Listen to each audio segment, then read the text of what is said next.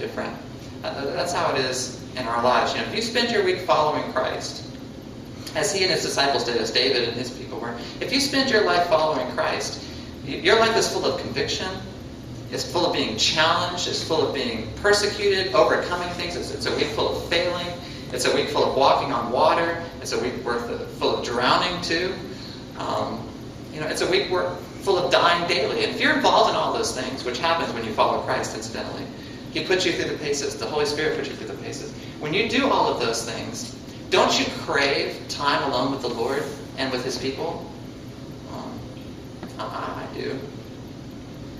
I see the church today, and there's a lot of focus today on boutique Christianity. I think, just like I was talking about with the water, people are really concerned about different aspects of what they find in a church, whether it be the style, the structure, the music, the building, the temperature, and all those kind of things. I think we're really focused on all those things. It's because we're not thirsty. Because if we're really, really thirsty, it wouldn't matter what the music was like or what the preaching was like, or like the structure of the building, the order of service, and all that kind of stuff. Because you just need time with God and his people, right?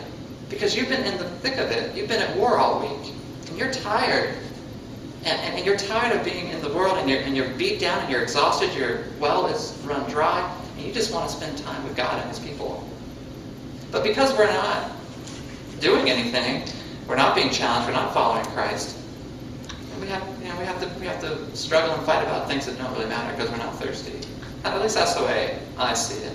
It's like when I was a kid, I had piano lessons, and every week, we'd spend a half an hour lesson, and the first 10 minutes of the lesson is me playing what she taught me to play last week, right? And then she kind of critiqued what I did, and then the last 20 minutes, she'd give me a more ambitious piece that involved new fingering and different keys and different things like that. And then I was sent home to work on that new piece, and I'd come back the next week, and that'd be the first thing I'd do. Now listen, there was nothing worse than going to my piano teacher having never practiced. Because what was she going to find out in the first 10 minutes? Well, you didn't practice. And so what did we do for the last 20 minutes? Nothing. It was like awkward, because she just was going to teach me what I was supposed to do the last week. That's how I think a lot of our services are. You come to church, you get convicted about something, God gives you some ambitious thing in your life that he wants you to address. You table it, you don't work on it all week. You come back and you have it again, and it's like, why am I here? To learn a new ambitious piece that you're not going to practice? But listen, if you take that piece, if whatever God's asking you to do, and you work on it all week, you enjoy coming and having it, you enjoy that fellowship with the Lord and having had that struggle. So, I desire that you be able to think of it, our Sunday services as Moses in the cleft of the rock, like we sang about in Rock of Ages. I like to think of it that way. That these Sunday services, obviously we can't be as close to God as we would like, but we can get pretty close. And this service is that cleft in the rock where you kind of get tucked away in here, and God passes by, and we get to get that glow from his presence. Okay? So I think our Sundays are without testimony because we're not living a week full of it. David had a testimony.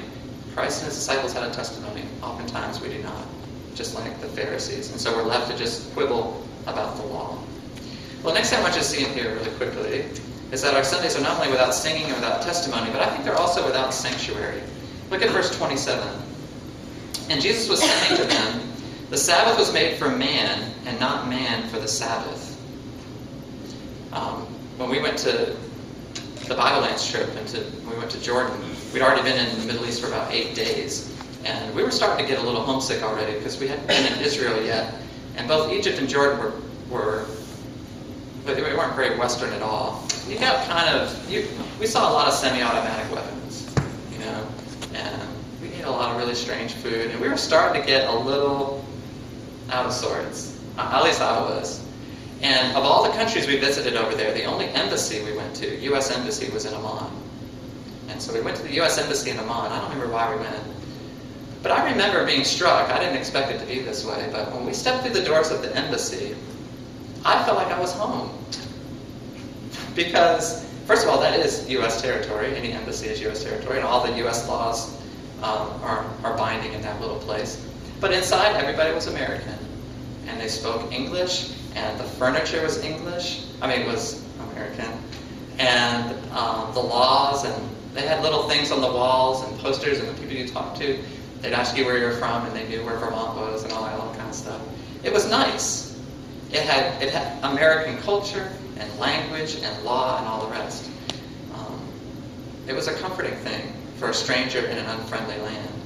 That's what I want this place to be. That's what I want this body to be. That's what I want this